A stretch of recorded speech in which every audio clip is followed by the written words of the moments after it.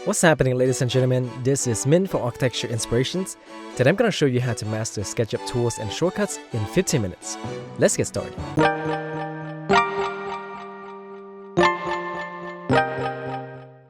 Here's a complete list of the basic default keyboard shortcuts in Sketchup. I'll put a link in the description box below. This list is very useful if you are a beginner or an intermediate user. In addition, if your Sketchup interface looks like this, then you may want to go to the Toolbars menu and change the UI so that you get more tools, such as the large toolset. And since this toolbar has all the tools from the Getting Started toolbar, I will turn that off. I also like to turn on the Views, Styles, and Solid tools. If you need anything else for your workflow, then feel free to add anything else you like. Now if we look at the list of the default shortcuts, almost all of the tools have a shortcut assigned to it. And vice versa, almost all of the letters bind to a tool. Only some letters are unused, so let's make good use of them. Let's start by going down through the list of the shortcuts by alphabetical order. The most used shortcut that you should know is the spacebar, which is for the Select tool. With the Select tool, you can hold Shift and left click to subtract or add to selection. Holding Control will let you add to the current selection, and Control Shift will let you subtract from selection. If you double-click a face, then it will select all of these bounding edges. If you double-click an edge, then it will select all of the adjacent faces. Triple-click an entity will select all of the connected geometries. There are also other selection shortcuts, such as Ctrl-A to select all, Ctrl-T to select none, and Ctrl-Shift-I will invert the selection. For example, if I want to select every other object except these two chairs, then I can select them like so, and then press Ctrl-Shift-I to invert the selection. Next is A, which is for the Arc tool. B is for the Paint bucket, which will also expand the material tray. Here you can select a material and then click on a surface to apply it. And here's a bonus tip. Not many people know or pay attention to this, but at the bottom left of the screen, you can see the instructions of the current selected tool. And sometimes it also has additional shortcuts for that tool. In this case, with the bucket tool, you can hold Alt and click to sample a material.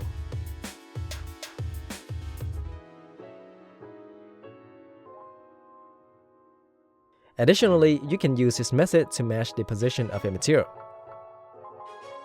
Pretty cool, huh? C is for the Circle tool, and again, look at the bottom left to see additional tips. You can press Ctrl and plus or Ctrl and minus to increase or decrease the number of segments or size in the circle. Or you can also type in a value and press enter. This also works for the Arc tool. The cool thing is that if you're already in the middle of drawing a circle, you can still use these shortcuts to change the number of size. Next is D, which is the first key that is unused, so I can assign it to a tool that doesn't have a shortcut yet. To assign a shortcut, go to Window, Preferences. On the left side, go to Shortcuts. And here you can search for a function or a tool to which you want to assign a shortcut. In this case, I will assign it to the Follow Me tool, which doesn't have any shortcuts assigned yet. Now I can click here and press D, then click this plus button to assign it to this tool. Finally, click OK to finish. Now I can use this shortcut for the Follow Me tool, which is useful for creating objects like baseboards, vases, etc. E is for the Eraser tool, which is for deleting geometries. However, you can also hold Shift and click on an edge to hide it. Control and click will let you soften the edge. And Control, Shift, and click will let you unsoften it. This is great when you want to hide and soften edges when cleaning up a model. A faster way is to use the Soften Edges tray, where you can use this slider and these checkboxes to clean up your model quickly. Since I use this a lot, I will add a shortcut to the Soften Edges window. I'll set it as Shift-E. Now whenever I want to soften edges of a model, I can select the objects, then press Shift-E, and use these settings here. Next is F, which is for the Offset tool. For this one, you can press Alt to allow overlap. This is a toggle, so you can press it to turn it on and off. I personally like to leave it on. Next is G, which is to make the selected geometry into a component.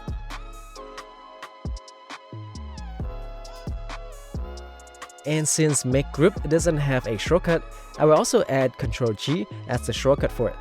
Similar to Make Component, I just need to select the geometry, then press Ctrl G to turn them into a group. H is for the hand tool, which you can use to pan the camera. However, I don't use this a lot because I can just use the middle mouse to orbit, and if I hold Shift and drag the middle mouse button, I can pan the camera. With that said, I will bind this key to a different function. In my case, I like to use it as a shortcut for hidden geometry.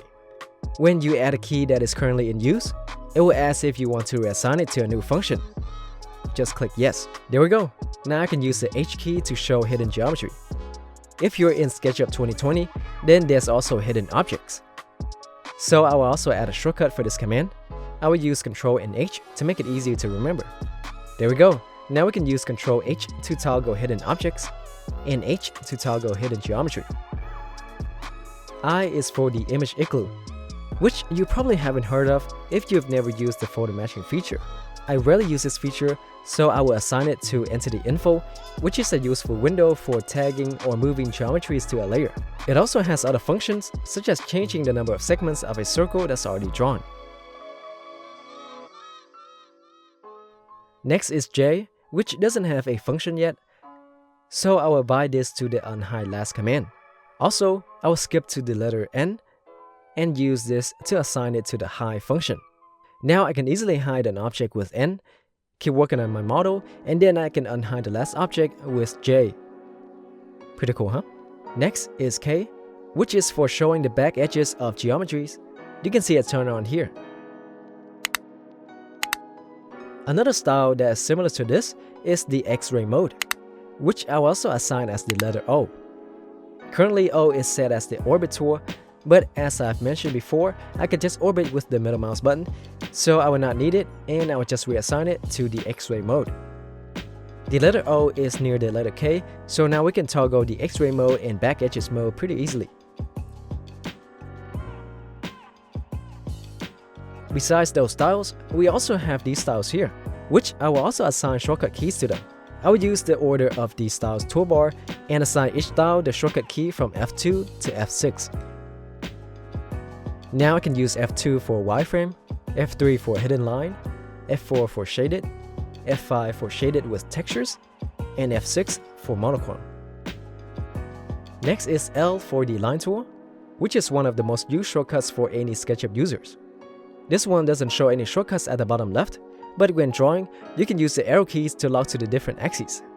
The left arrow will lock to the green axis, the right arrow will lock to the red axis, the up arrow will lock to the blue axis, and the down arrow will lock parallel or perpendicular to a reference line. So if you're drawing a line that's off axis, then you can use this arrow to lock parallel to the reference, and if you press it again, you can lock it perpendicular to the line. Next is the letter M for the Move tool, another tool that's also used a lot. For this one, there are multiple shortcuts such as Control to toggle copy. Similar to the line tool, you can use the arrow keys to lock to an axis. Now we can type in the distance between the two objects. Also, you can array the object by typing X and the number of copies that you want to make, and press enter. The cool thing is that you can always retype and re-enter the number until you get what you want. Alternatively, if you want to divide the objects evenly between a specific distance, then you can type slash and a number. And again, you can retype and re-enter the number until you get what you want. The next shortcut for the Move tool is Alt, which turns on and off autofold. I usually keep autofold on, so I can model these types of geometries easily. In SketchUp 2020 and newer, if you're moving a group or component, you will see these points, also known as grips. You can press the down arrow key to switch the grips.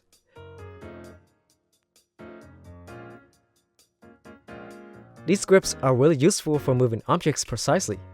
P is for the Push and Pull tool, one of the most important tools in SketchUp. If you click Control, then it will create a new starting phase. If your geometry has materials, then this shortcut can become even more useful. Pretty cool, huh? Next is Q, which is for the Rotate tool. Notice that the Rotate tool uses the surface below the mouse as a reference plane. So this is another tool where the arrow keys can be super useful for locking the direction of rotation.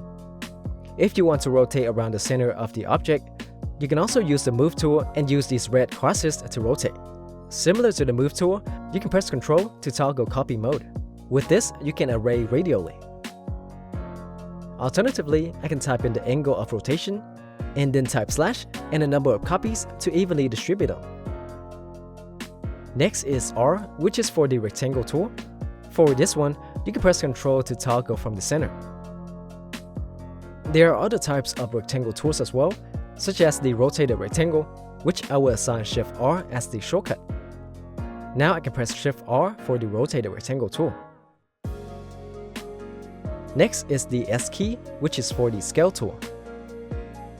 This tool is quite straightforward. You can use Ctrl to scale from the center. Using Shift will let you scale uniformly, and using Ctrl and Shift will let you scale uniformly from the center. Next is T, which is for the tape measure tool. By default, you can use this tool to create guides like so, but you can also press Ctrl to change it to measure. You can also resize the whole model with this tool. Just make sure it's in measure mode, then measure a distance and type in the intended size and press enter. There we go. Whenever you move around in Sketchup, it remembers your views as you move from one to another. So for the letter U, which is currently in use, I will assign this as the previous camera position command. And I will also assign Ctrl U to the next camera position command. This is great for when you're modeling, as it helps you quickly move between your views. V is another shortcut key that's in use. I will assign it to zoom selection. However, to be able to find it, make sure that you have selected an item before going to the shortcuts list. Now I can search for zoom selection and assign the V key to it. This is extremely useful for quickly getting to your selected object, so you can work on modeling or adding materials to it. The next letter is W, which is also in use. I will set this one as the walk tool. With this tool selected, I can drag up and down to move forward and backwards. Holding Shift while dragging up and down will let me go vertically, while dragging left and right will let me go sideways.